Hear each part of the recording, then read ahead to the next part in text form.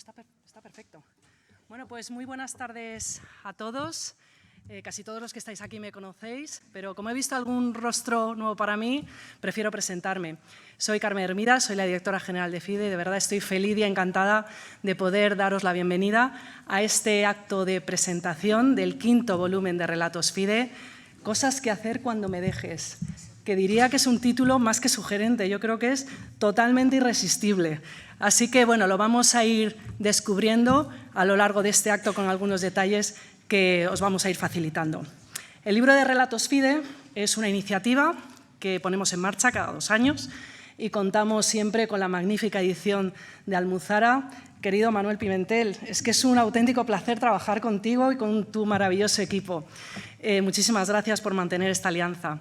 ¿Quiénes son los autores? Pues, aunque los veis aquí proyectados los nombres en la pantalla, yo creo que a todos nos hace mucha ilusión escucharlos de viva voz. Así que, si me lo permitís, eso voy a hacer. En los libros de Relatos FIDE siempre contamos con unas firmas invitadas y este año se lo hemos propuesto a Teresa Viejo y a Amelia Noguera y ha sido un auténtico lujo poder contar con ambas. Tenemos también nuestras firmas habituales, los grandes ya clásicos de FIDE.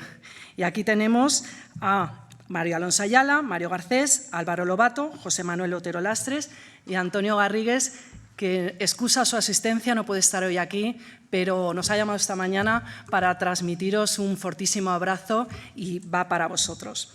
Y luego abrimos un concurso a los colaboradores de FIDE y presentan sus relatos.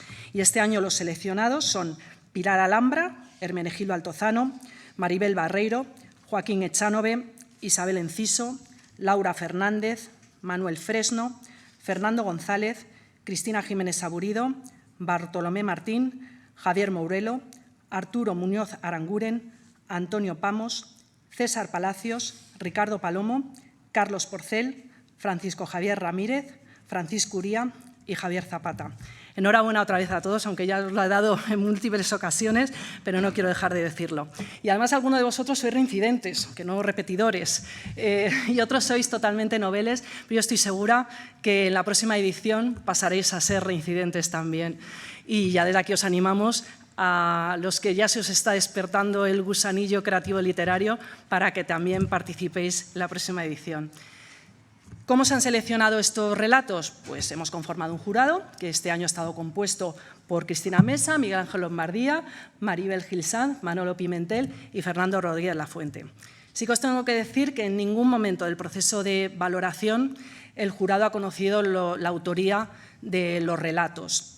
Trabajaron durante los meses de verano, julio y agosto, y a primeros de septiembre celebraron su sesión de deliberación y fallo. Y de verdad, muchísimas gracias por vuestra dedicación y por vuestra puntuación. Todos los relatos están ilustrados por nuestro pintor de cámara, el gran Javier Montesol. Muchísimas gracias también a ti, Javier, por tu magnífico trabajo. Y os cuento muy brevemente cómo vamos a desarrollar este acto. Enseguida le daré la palabra a Manolo, que siempre nos transmite mensajes muy inspiradores. Y a continuación le vamos a dejar todos los mandos de esta presentación a Ana Samboal. Es un rostro conocido por todos, ella es periodista con una brillante trayectoria profesional y actualmente dirige y presenta el programa de actualidad Código Samboal de 13TV. De verdad, Ana, muchísimas gracias. Sabes que en esta casa te admiramos muchísimo y es un auténtico honor poderte tener en una actividad de FIDE y especialmente en este acto. Y termino ya. Este libro es un puzzle con varias piezas. FIDE está encantado de poder encajarlas, ya lo veis. Editor, autores, jurado, presentadora, ilustrador, las librerías que venden los libros gracias a la magnífica distribución que hace Almuzara. Y la última pieza sois vosotros, amado público, lectores. Os animamos a comprar el libro, a que lo leáis, lo disfrutéis. Además, hoy es un buen día para comprarlo porque podéis recabar las firmas de muchos de los que estáis aquí. Y si no, podéis esperar a las librerías, pero Manolo lo sabe, se pone el libro en el mercado y se agota la edición en las siguientes semanas. En fin, deseamos que este acto sea muy estimulante a la vez que emotivo. Muchísimas gracias a todos por vuestra asistencia. Manolo, cuando quieras.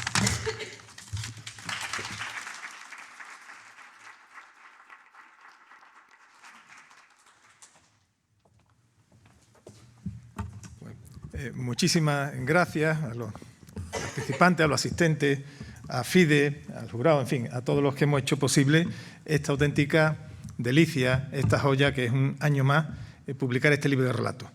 Es el quinto volumen, el quinto libro, simplemente un cálculo matemático a 2 años, son 8 años ya desde que comenzamos la aventura. Es difícil tener un proyecto de medio y largo plazo. En ninguna institución es fácil, y en una institución tan compleja, un laboratorio que reflexionaré tan interesante como es FIDE, creo que es más complejo. Por tanto, como editor, haberos podido acompañar es una delicia, un placer y para mí pues un honor. ¿Por qué es interesante? Fijaros, ¿por qué FIDE hace esto? ¿Por qué en FIDE hay tanta gente que escribe y escribe bien?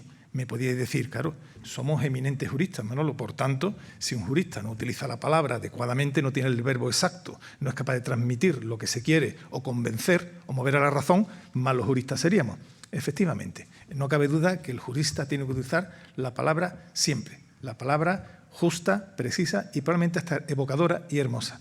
Pero claro, ese es un uso instrumental de la palabra. En la literatura, como sabéis, es otra cosa. Tiene que tener el uso de la palabra, pero no solamente la palabra como herramienta, sino la palabra como persona. Entramos en un universo distinto de vocación, de sentimiento, en un universo más complejo. No todos los juristas que utilizan la herramienta de la palabra a la perfección, que logran convencer al juez, y aquí hay también pues, muchos jueces, o que logran argumentar adecuadamente, pueden traspasar esa frontera delicada de la emoción humana. El jurista, de alguna forma como el médico, pero el jurista más, nada del humano le es ajeno. Lo bueno, lo malo, la miseria, la grandeza, la artimaña, la fullería, la generosidad, la luminosidad. Todo lo humano le implica, ¿no? Y yo creo que ese factor de persona hace que haya una pulsión que compartimos hacia la literatura. Por lo tanto, para mí, primera reflexión, estamos en un lugar que tiende a traspasar de la lengua instrumento a la lengua persona. 2. Y aquí viene mi otra sorpresa. ¿Por qué aquí estáis tantas personas que de repente dedicáis un tiempo a escribir un relato, a presentar un concurso? Desgraciadamente no podemos publicar todos los que se presentan, porque son más de los, muchos son los llamados y menos los elegidos. ¿Por qué lo hacéis? Pues lo hacéis por una sola cosa, y es lo bonito que tiene la literatura, la pulsión. No podemos evitar escribir, lo tenemos dentro. Es una llamada que tenemos que sale, ¿no? Y eso hace bueno, que sea tan hermoso, y somos muchos aquí los que compartimos ese enamoramiento, ese arrobo, esa pulsión pues, por la literatura y en el fondo la palabra. Aquí conozco la obra, además sois amigos, un porcentaje elevado de ellos, conozco la obra de muchos de vosotros, tanto en relato como en novela y también en ensayo, y estáis creando pues, una masa intelectual. La biblioteca FIDE, cuando se estudie en el futuro, la historia es un juez muy justo, ¿no? Veremos si estamos creando realmente una densidad intelectual, literaria, personal, ¿verdad? Seguro que jurídica ya lo tenéis, la doctrina, estas cosas tan serias las tenéis conquistadas, pero si llegamos a transmitir o a trascender también por la literatura, haremos hecho una gran tarea. También este premio tiene una sorpresa, al menos para mí. Ya sabéis lo de los liderazgos importantes en cualquier equipo. Aquí tenemos 2 liderazgos muy marcados, pero uno nos ha engañado a todos, que es Cristina. Ella siempre estuvo en el jurado, y para que veáis que uno sigue siendo inocente, este año nos dijo, este año no quiero estar en el jurado, porque en fin, no me acuerdo el argumento que dio, alguno peregrino, estoy muy ocupada, mi suegra algo daría, pero el caso es que no estuvo. ¿Quién nos iba a decir que se había presentado ella en total anonimato y que nosotros la votamos? Figúrate que no te votamos, Cristina. Tu autoestima, en fin, tu autoestima. Apostaría al nivel que tendría que estar, de no haberse elegido. En este caso, pues lo ha sido, y ha sido un caso tremendo. Es otra, pues claramente pervertida por las letras y por la pasión de la literatura. Bueno, con todos estos precedentes podéis figurar que estoy feliz. Estamos haciendo eso que ahora en Internet y que los poquito cursi, ¿no? Pero bueno, hay que decirlo, creamos comunidad, ¿verdad? De letras, de reflexión, de literatura, y yo creo que para gente que os dedicáis al derecho, que en el fondo es dedicaros a las personas, nada más hermoso que expresarlo que a través de un buen relato. Muchísimas gracias.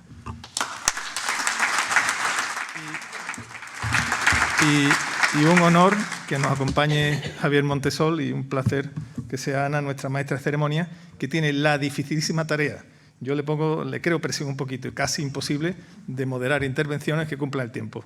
Ana. Muy buenas tardes a todos. Muchas gracias. Sí, yo iba a decir la palabra justa, la adecuada, bella y además en tiempo récord, 1 minuto más o menos de media por persona. Esa es la presión que me ha puesto Manuel. Lo primero, agradeceros el que me hayáis invitado, FIDE, los miembros del jurado, la editorial, porque es un honor estar aquí y he disfrutado mucho de vuestros relatos. No me voy a entretener más porque voy a consumir, si no, el primer minuto que le corresponde a otro. Entonces, voy a ir preguntándoos uno a uno. Me ha dado la idea, Paco Uría, de cuando llegas a una cena y no conoces a nadie, lo mejor es que todo el mundo se presente por su nombre. Así que os voy a saludar y os pido que digáis vuestro nombre y así todos nos enteramos. Paco, ¿te parece bien que te copie la idea? Bueno, yo soy Paco Uría, o sea que... ¿Y tu relato? Mi relato es Un hombre solo en Lanzarote. ¿Cómo te da por escribir literatura con lo ocupado que tú estás? Bueno, porque me gusta, es la respuesta fácil, ¿no? Yo creo que Manuel lo ha explicado de manera inmejorable, ¿no? Yo creo que tienes algo que expresar que no es lo profesional y yo le debo a FIDE la primera vez en que me atreví a dar el paso y que me permitió conocer a Manuel, que es quien me ha acompañado como editor en el resto de mi aventura. Y Mario Garcés, ya te presento yo, porque es que te he entrevistado alguna que otra vez y además como autor de ficción o de literatura, para ser rigurosos. Pues muchísimas gracias, Ana. Para mí es un desahogo terapéutico estar aquí. Llevas unos libros ya, unos cuantos, ¿no? Y además relatos.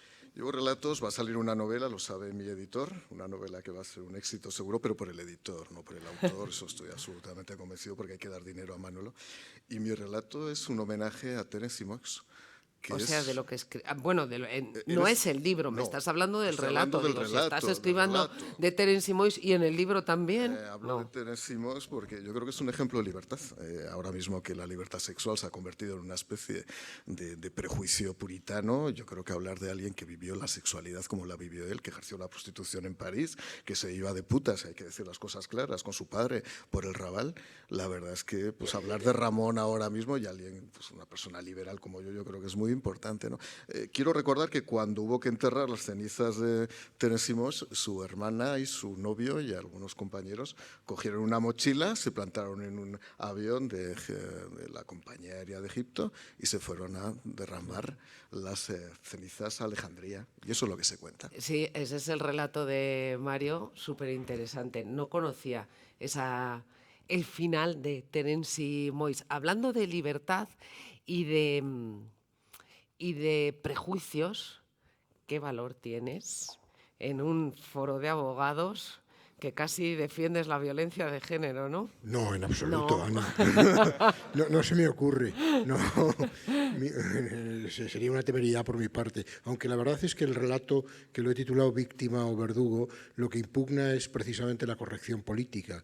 Y no me extrañaría que una lectura superficial pudiera conducir a una conclusión de ese tipo, porque la verdad es que creo que deberíamos reflexionar, y ahora hablando un poco en serio, sobre este fenómeno que yo creo que es una enorme limitación de la libertad de expresión y se ha producido una especie de dictadura invisible, un cierre del universo del discurso en torno a microculturas, particularmente en el seno de la izquierda, pero no solamente, y como una especie de nostalgia del absoluto, ¿no? Una explicación, una herencia de la religión o de algún fenómeno de ese tipo. Creo que es muy peligroso, creo que deberíamos transgredir los límites permanentemente y esa es una labor del escritor, en mi criterio. Pero la violencia de género no. Estaba mirando, se llama Víctima o Verdugo, Sí, tu sí. relato. Muchas gracias. Álvaro. Sí, la verdad es que es interesante porque te hace pensar, te hace reflexionar sobre lo políticamente correcto. El jurado no se libra porque han sido autores otros años, ¿no? A ver, ¿qué es más fácil, escribir o juzgar lo que escriben otros? Obviamente juzgar lo que escriben otros es mucho más sencillo. Otra cosa es hacerlo bien, que de hecho esa ha sido la parte más difícil, ¿no? Porque una vez que has participado, creo que es mucho más duro y te das cuenta del esfuerzo que hay detrás de cada relato. Entonces lo que uno intenta es estar a la altura de ese esfuerzo, de la gente que ha dedicado su tiempo y medir el pulso de forma justa. Eso quizá es lo difícil.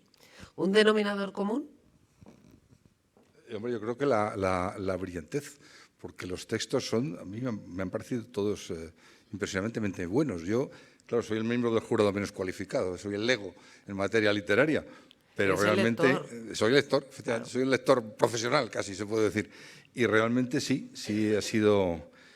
Y para mí, además, el coincidir con los restantes miembros del jurado en la valoración es ya la sorpresa mayor, porque para mí es como un examen, cuando la puesta en común con los demás, ¿no? Y veo que que lo cumplo. Y veo que la técnica, desde luego, es muy buena y es difícil elegir a los premiados. Hay temas muy interesantes, volveré. Hay temas interesantes y están muy bien escritos, es verdad. ¿De qué has escrito? He escrito sobre un bar que había en Pisa, que se llama el Bar Duomo, que me dijeron que ya no existe, y a partir de ahí, pues, un recuerdo de Baudelaire, que era una de mis imágenes en la ¿Y cómo jurista le da por escribir de un bar de Pisa? Pues ¿Cómo eliges ese tema? Pues porque, primero, te sirve para rescatar recuerdos, te sirve para decir lo que te da la gana y romper esas barreras o límites a la libertad de expresión, y sobre todo porque te permite vivir varias vidas dentro de una vida. Está bien. ¿Y tú has escrito de...? A ver, el nombre, que no estamos cumpliendo la norma de Paco Uría. Mario Alonso. Mario. Yo he escrito un relato que se llama Panes y Peces y va de panaderías en un pueblo de Galicia, concretamente de los Ancares, que se llama Navia de Suarna, que conozco muy bien. Y la verdad es que lo que planteo son paradojas, ¿no? Digamos que tres. Una relativa a que, a pesar de que cambie el tiempo, y doy varias pistas de que España ha cambiado mucho, de que Cuba ha cambiado y tal, pues lo que no ha cambiado es el carácter de los gallegos. Yo soy medio gallego y por lo tanto hablo con autoridad y sé de lo que hablo. La segunda es que, a pesar de que sean vecinos, en las dos panaderías que ahí se plantean, en lugar de colaborar, compiten. Y se odian profundamente. Eso es muy típico también del carácter español y gallego, ¿no? Y la tercera es que hay veces que los líderes son capaces de resolver cosas muy complejas y, sin embargo, en un tema como el que planteo en el relato, pues no es capaz de resolverlo. Y entonces esas tres paradojas es las que encierran todo el relato. Hay otros relatos que te sorprenden al final. Creo que es el tuyo. Si no he visto mal tu foto y tu nombre, tú eres... Isabel Enciso. Isabel, tú eres... ¿Cuento el final de tu relato pues o no? Casi no, ¿no? No. Pero también te da por contar asesinatos casi perfectos. No sé. ¿No es el tuyo? Espera, a ver. No, Isabel, no es el tuyo. Me he equivocado de cara. Es el de Pilar Alhambra. ¿Dónde está Pilar? ¿O no ha venido? Ah, vale. Y perdón. Sí, cuéntame el tuyo, claro. Pues mira, mi relato se llama El tesoro lo encontré entonces. Y trata sobre la ilusión, que nacemos con ella de serie y la vamos perdiendo a medida que nos hacemos mayores, porque ninguna realidad, por buena que sea, puede superar a la expectativa cuando el futuro todavía está abierto y todo es posible. Eso para mí es un tesoro. Y bueno, en realidad el relato va de niños corriendo arriba y abajo y haciendo travesuras, con lo cual leedlo, más allá de estas intensidades, se os va a hacer reír. No hay asesinato. No hay perfecto, ese es otro, pero bueno, le hemos hecho casi el spoiler a Pilar. ¿Qué se aprende escribiendo? ¿Qué has aprendido con tu relato al escribirlo? Al final yo creo que escribiendo aprendes cada día. O sea, yo lo comentaba con algunos de mis coautores antes de sentarnos, ¿no? Yo creo que nunca dejas de sentirte becario. Escribiendo te das cuenta de todo lo que no sabes. O sea, leyendo puedes intuir cosas, escribiendo te das cuenta de todo lo que no sabes. ¿Es más difícil escribir literatura que hacer un texto jurídico? Porque los que no nos dedicamos a esto, hay veces que lo leemos, lo volvemos a leer y no hay manera. Yo creo que las dos cosas son... lo lee todo el mundo. Las dos cosas son muy difíciles y las dos cosas se aprenden. Entonces yo creo que simplemente muchos de los que estamos aquí tenemos muchos más años de experiencia escribiendo textos jurídicos que escribiendo relatos. Otros no, otros ya llevan muchos años también en las dos cosas. Sí, hay aquí algunos. ¿Quién es el que ha conseguido que su relato fuera seleccionado 5 veces, las 5 ediciones? Me sonaba. ¿Y cuál es el secreto del éxito? A ver. Pues No lo sé, la verdad es que es verdad, las dos o tres últimas veces ya no sabía muy bien de qué escribir, yo soy muy amateur y lo que he pedido, pues en este caso a mi madre, en otras ocasiones pues a algún hermano, algún familiar conocido, es que me dijeran 10 palabras inconexas y con esas 10 palabras tratar, la única condición es que tenían que entrar en la historia y con esas 10 palabras he ido construyendo. O sea que has utilizado a tu entorno. Sí, he utilizado a mi entorno, efectivamente. Sí.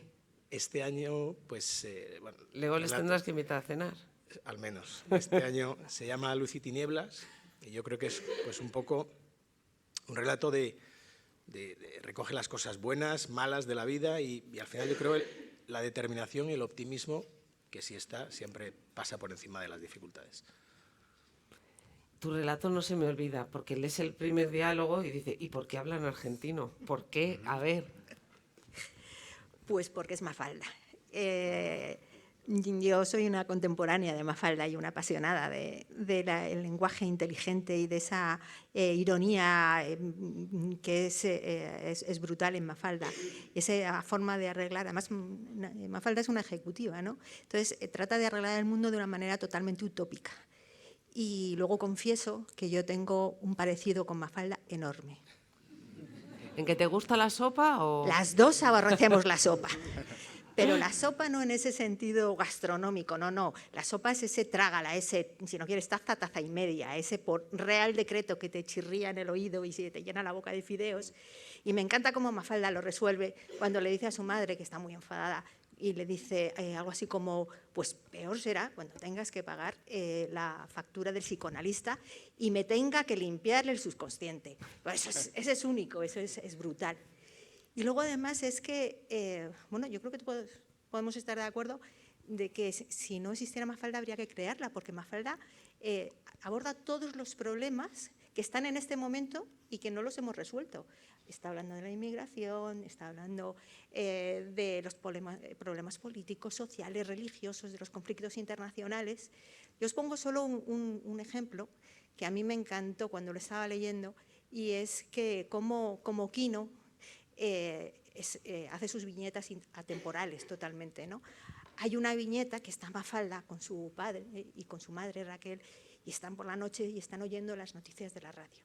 Y entonces la noticia es Estados Unidos y Rusia y algunos otros países, podéis leer China, Corea del Norte, lo que queráis, van a llegar a un acuerdo y van a dejar de evitar misiles nucleares al cosmos.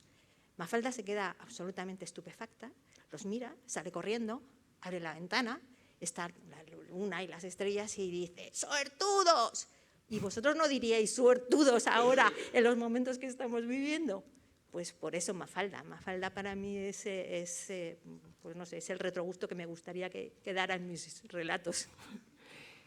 Interesante, no había pensado en Mafalda, fíjate. Es una forma de evadirte de un mundo real que es complicado, la literatura. Bueno, por supuesto, yo creo que, como decía Manuel, ¿no? El tema de la literatura. Pero te evades más fácilmente como lector que como escritor. ¿Por qué escribir? Bueno, yo creo que de las dos formas, ¿no? Desde luego el leerlo, por supuesto, pero yo creo que el escribir pues, te permite un poco entrar en otro tipo de historias y desarrollar tus propios protagonistas. ¿El tuyo cuál es?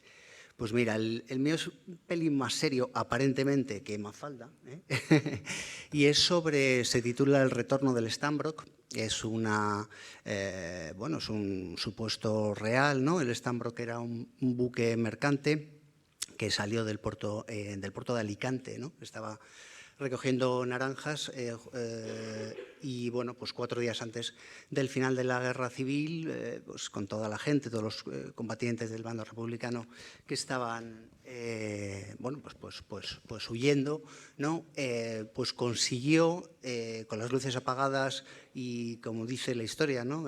Totalmente escorado, su capitán, que luego por cierto tiene una calle en la propia Alicante, consiguieron llegar a Orán.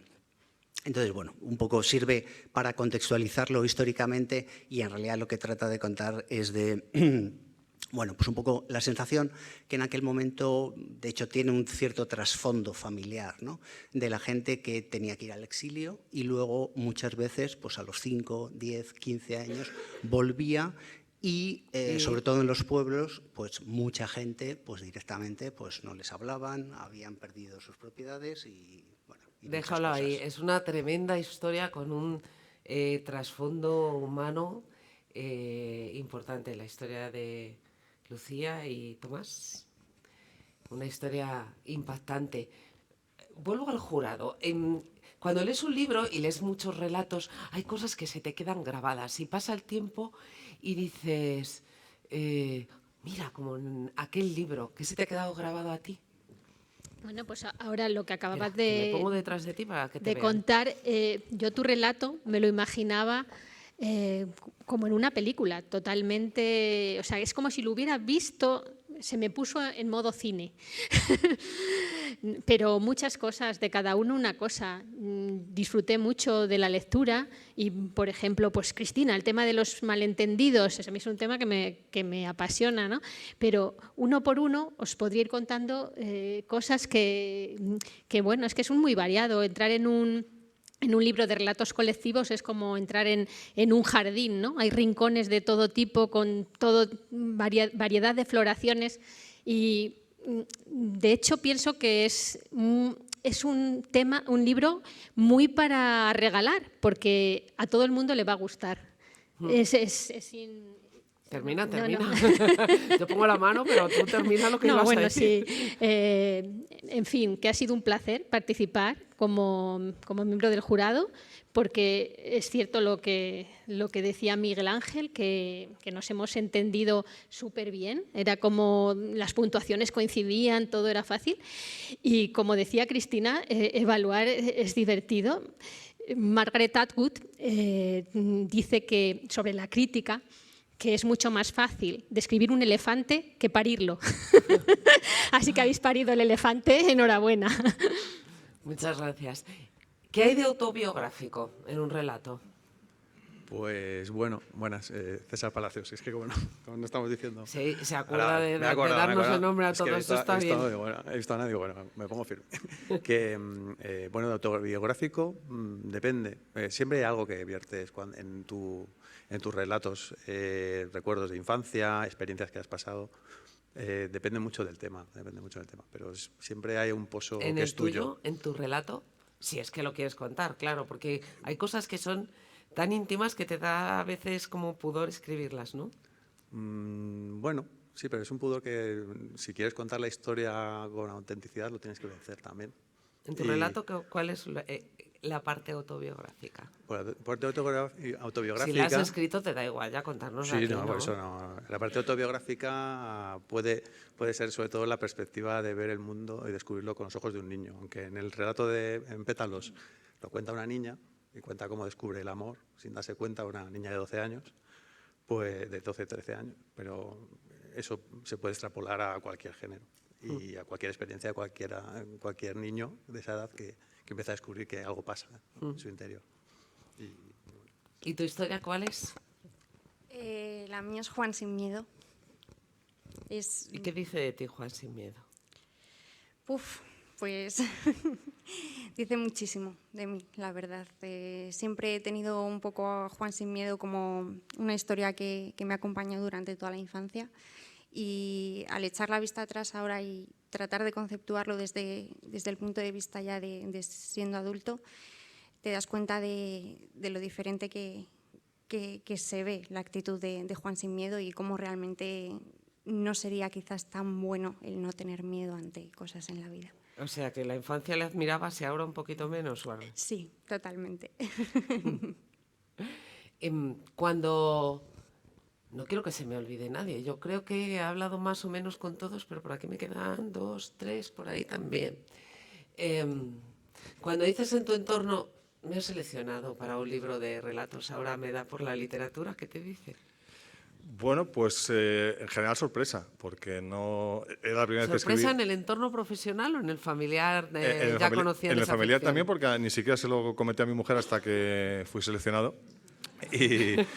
Hago algo en mi tiempo libre que tú no sabías. Efectivamente, y luego por la temática del cuento también me ha pedido explicaciones, pero dejando al margen eso, bueno, sorpresa, bueno, la gente me conoce, sabe que me gusta la literatura, pero no sabía que, de hecho era la primera vez que escribía algo de ficción, ¿no? Con lo cual sorpresa. ¿No lo habías escrito de esto que se queda en el ordenador? O sea, es la primera vez que lo escribes, Sí. lo envías a FIDE y lo seleccionan. Sí, en otras ocasiones había recibido la convocatoria, pero bien por razones de tiempo, por lo que fuera, no me animé, pero esta vez sí, la verdad es que fue un proceso relativamente rápido, lo escribí rápidamente y lo mandé con pocas esperanzas, pensaba, de ser escogido y bueno, aquí estoy. Y aquí, que no nos oye casi nadie, ¿por qué te ha pedido explicaciones tu mujer?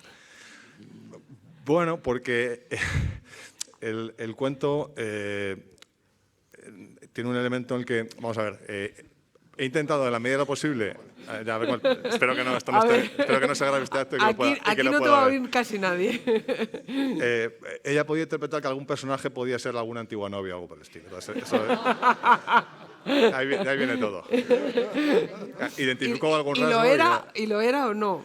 Todas las personas que Bueno, pasan por nuestra vida nos van dejando algún claro. pozo, ¿no? Es un tema abierto. Ya no le voy a poner más aprietos. A ver, ¿tu historia cuál es? Uy, mi historia tiene que ver mucho con esa tercera palabra de FIDE que se añadió hace no mucho, Derecho, Economía y Tecnología. Y yo no soy jurista, lo dejo claro, soy economista y yo, bueno, a mí me gusta hablar de cosas que me gustaría visualizar o que me llaman la atención y en este caso era perdido en el metaverso, una palabra que no habréis oído prácticamente nada estos meses, ¿no? Y bueno, me llevaba un poco a pensar cómo viviríamos en esos mundos y cómo, de hecho lo hablo un poco como en primera persona y con una idea de esa confusión entre no saber si estás en un mundo real, en un mundo virtual y luego hay una parte final que no desvelo, que es la que tiene un poco la idea que se quiere tratar. Pues hay que leerlo para desvelarla. Otra cuestión, yo cuando abrí este libro, que me lo mandó Carmen hace unos días, unas 2 semanas o así, yo digo, va a ser una serie de historias de abogados. Esto va a ser el asesinato de tal. Las 2 primeros son 2 historias de amor, que son las firmas invitadas. Y digo, bueno, aquí han sacado lo que no se ve en los juzgados, el lado sensible. Luego la temática es extremadamente variada, pero en todos los casos y en todos los relatos yo decía, ¿esto es una historia de ficción, es una historia vivida, es una historia humana o personal? ¿O esto lo has aprendido llevando algún caso o escuchando algún caso? Porque claro, en un juzgado se tiene que ver de todo, ¿no? Bueno, yo precisamente, aunque estudié Derecho, no ejerzo, con lo cual ahí tengo también coartada. Bueno, en el caso mío no tiene mucho que ver con el derecho y no, yo creo que es algo muy distinto, en este caso. ¿Y las vivencias profesionales no te dan ideas a la hora de escribir? Yo es que cojo un periódico y está lleno de novelas, si empiezas a tirar del hilo. Algunas son truculentas, la gran mayoría, pero... Yo creo que las vivencias profesionales quizá no tanto. Yo creo que en mi caso, lo que porque voy tu historia observando... es... Mi historia es, os decía antes, que es la de Luz y Tinieblas, que es, bueno, un poco una historia de situaciones fáciles y difíciles a lo largo de una vida y cómo se pueden sobrellevar las dificultades, ¿no? Yo creo que en mi caso es más lo que yo voy observando. Yo creo que tenemos que ser curiosos. Yo trabajo en recursos humanos y a los candidatos jóvenes y no tan jóvenes lo que les digo es que tenéis que ser curiosos, ¿no? Aprender. Si hoy no está Antonio Garrigues, que es la persona de la que yo cada vez que veo aprendo algo, ¿no? Es una persona... Bueno, Pues mira, en el libro le ha dado por el teatro.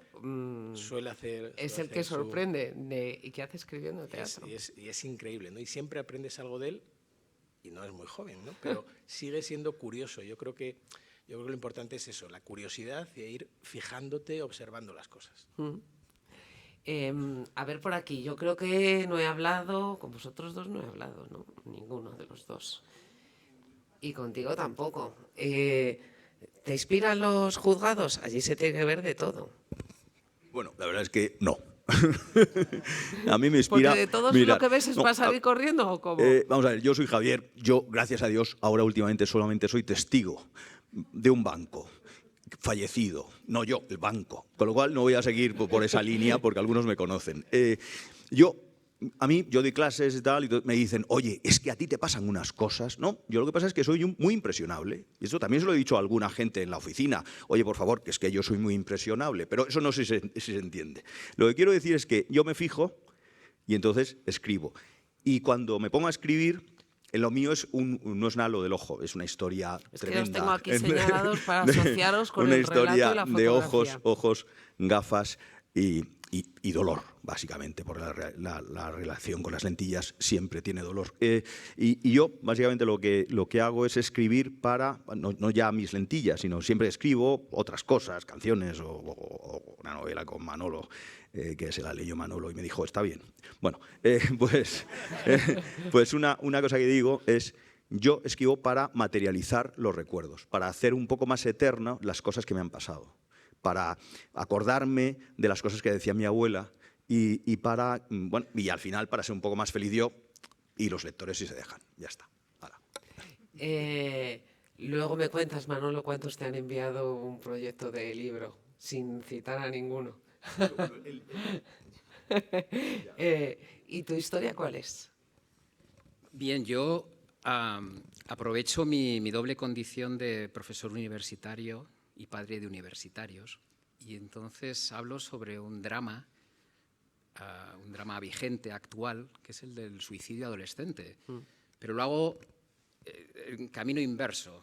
Mi historia empieza en la parte más dramática y todo lo que hago el resto del relato es arrojar luz y esperanza. O buscar las causas. No, entro en el dejar atrás precisamente esas causas y saber mirar hacia adelante y saber encontrar pues ese hálito de esperanza que te permite volver a vivir, ¿no? ¿Por qué un tema tan dramático, tan duro, tan real, porque está ahí?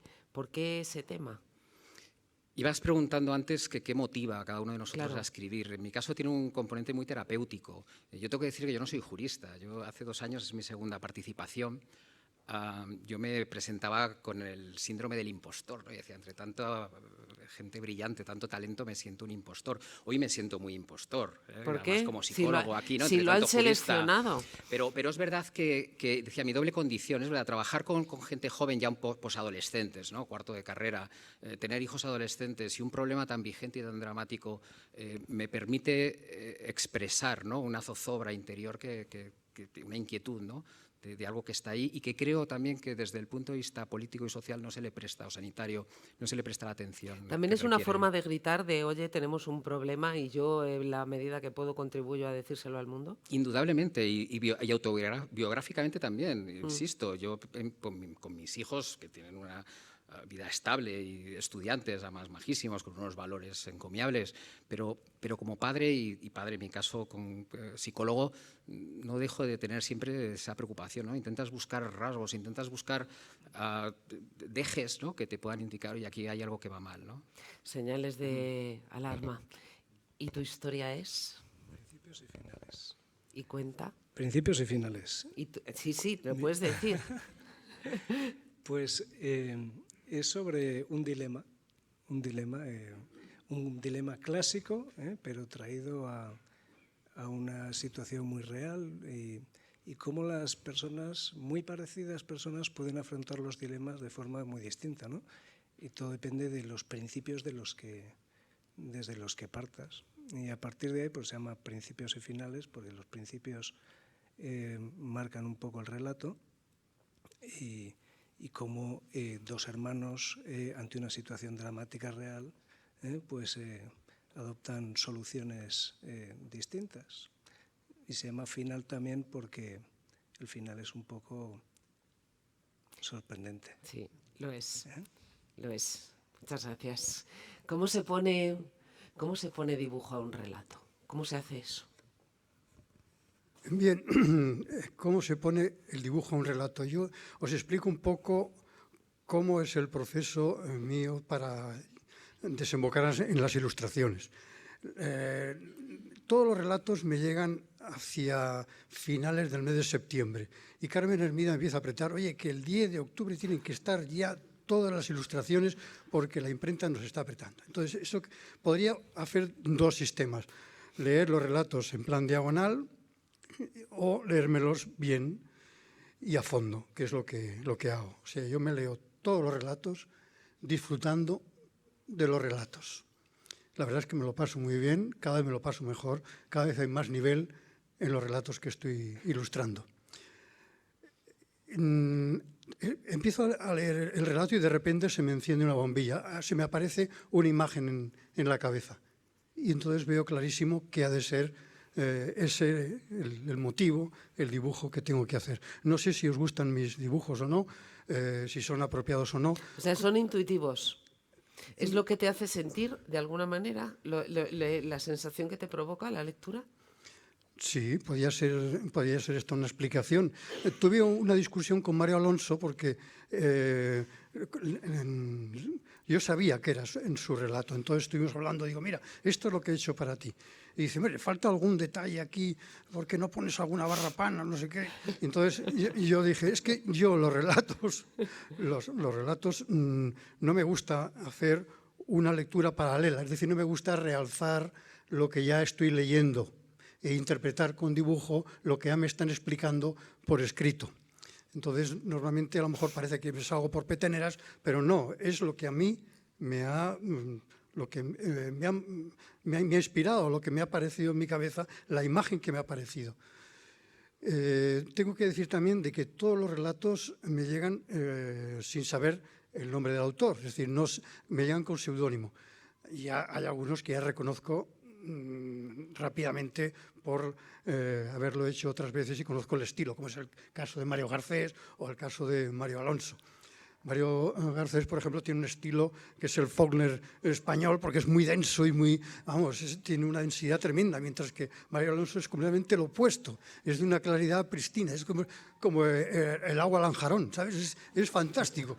Bueno, no quiere decir que Mario Garcés no lo sea, yo digo, pero es como un licor de grado. Mientras Mario Alonso sería agua, Mario Garcés es un licor de 40 grados, lo menos. Y no sé si te he contestado. Sí, claro. Yo creo que si hay alguna queja para el dibujante es el momento. Quiero acabar con una cosa. También hay un autor que es completamente reconocible porque siempre son obras de teatro. Aprovecho para decir que no está él hoy aquí, para decir que me sorprende cómo todo un abogado tan reputado como él hace unas obras de teatro que son tan de vanguardia y tan radicales. O sea, cuando ilustro y leo los textos de Antonio Garrigues, es que me retrotrae al teatro de vanguardia de los años 70. Y es para hacer un estudio sobre su personalidad, cómo él, como abogado, tiene esa doble personalidad de autor teatral completamente rompedor. La próxima vez no puede faltar, le tenemos que hacer un tercer grado. No me he olvidado de ti, Cristina, pero como eres la presidenta te dejo para el final, ¿no? Eres el capitán del barco. Manuel, ¿de aquí salen futuros autores de grandes obras? No me digas quién te ha mandado obras, pero alguna te ha caído. De aquí han salido ya grandes autores que están haciendo carrera literaria, ¿no? Fíjate, aquí hay talento individual, pero oyendo nos damos cuenta de eso tan famoso, ¿no? El espíritu de los tiempos. Son 8 años, 5 ediciones, y si os dais cuenta, los temas de alguna forma reflejan la inquietud del momento. El suicidio, el metaverso, el suertudo por el tema de Rusia, la resaca de las leyes de violencia de género. Es muy curioso, ¿no? Hay un talento individual, pero nos impregna el espíritu de los tiempos. Habrá que hacer un estudio sociológico, político, del entorno de que hemos vivido con la literatura, ¿no? Bueno, al final es contar lo que nos sugiere la realidad que nos rodea o lo que nos hace sentir, que a cada uno es una cosa porque cada uno es un mundo, ¿no? Sí, el alma creativa, que igual que cuando Javier Montesor, muy interesante, cara al talento creativo es la imagen. Tú no eres capaz de racionalizar una imagen, te viene, ¿vale? Esto es, de alguna forma, el que hace un relato le viene, y claro, te viene lo que también recibes de fuera, ¿no? Es muy interesante. O sea, que esto es una cantera para Almuzara. Sin duda, hay que cuidarla. Cristina, tu relato me sonaba y me hacía sentir despedidas. ¿Sí o no?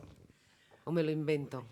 Hombre, hay una despedida al final, ¿no? Hay una despedida, pero realmente yo he escrito, mi relato ha pasado el jurado, no es muy bueno, tengo un margen de mejora enorme, pero yo estoy muy contenta de estar aquí. ¿Cómo no lo vas a estar? Pero mi relato habla de lo que sufrimos por lo que no sucede, de lo verdaderamente cómo nos complicamos la vida sufriendo por cosas que no existen y que no suceden, y que sería mucho más sencillo ser felices y además todo lo que nos perdemos cada día y cada momento por, en este caso, sufrimos por los celos. En este caso es una cuestión de celos que no es más que inseguridad, y entonces realmente no estamos viendo lo que tenemos delante de nosotros y estamos sufriendo por eso, ¿no? Entonces mi relato va de eso y va de que es mucho más fácil vivir la vida y ser felices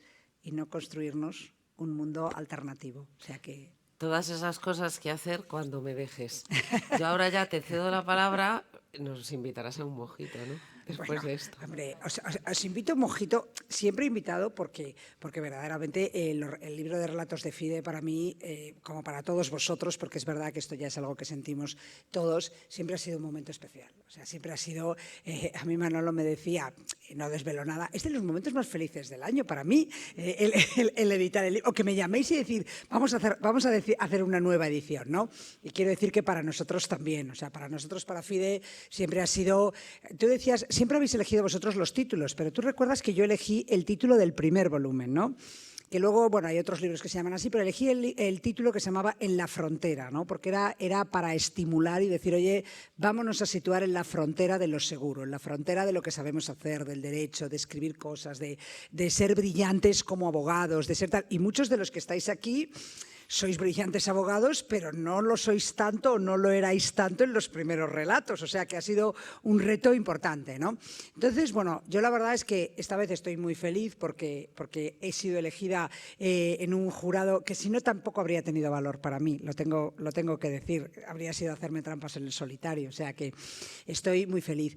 Y yo he escrito aquí porque realmente os tengo que decir que he sentido tanta envidia a lo largo de todos estos años, o sea, tanta envidia por estar aquí sentada, o sea, tanta envidia por estar entre los autores, por estar entre los que escribís, por estar en los que sentís esa satisfacción de, además de haber escrito, muchos sabéis que me habéis ido mandando libros a lo largo de este estado, y yo he sentido tanta envidia siempre por todos vosotros que digo, bueno, esta vez ya no voy a sentir más. Si no soy elegida, nadie lo va a saber, con lo cual esto bueno, no me voy a volver a presentar y ya está, no va a pasar nada, pero si soy elegida, voy a estar aquí entre los elegidos, o sea que yo estoy súper feliz y un mojito no, varios, Ana. Y además, sabes que te agradezco a todos que estéis aquí, por supuesto, y que estéis en este momento y que luego, además, cuando hayáis comprado el libro, nos hagáis una crítica y nos lo digáis. Pero a ti, Ana, te lo quiero agradecer especialmente, porque sabes que te aprecio muchísimo. Sabes que contamos contigo menos de las veces que puedes, porque estás muy ocupada,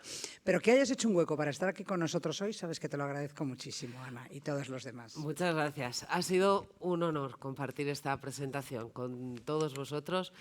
He disfrutado muchísimo de los relatos, me han sorprendido, me han agradado, me han abierto nuevas ventanas a cuestiones que ni se me habían pasado por la cabeza, así que, lo dicho, os agradezco que me hayáis invitado a estar aquí con vosotros y vamos a celebrarlo, ¿no? Gracias.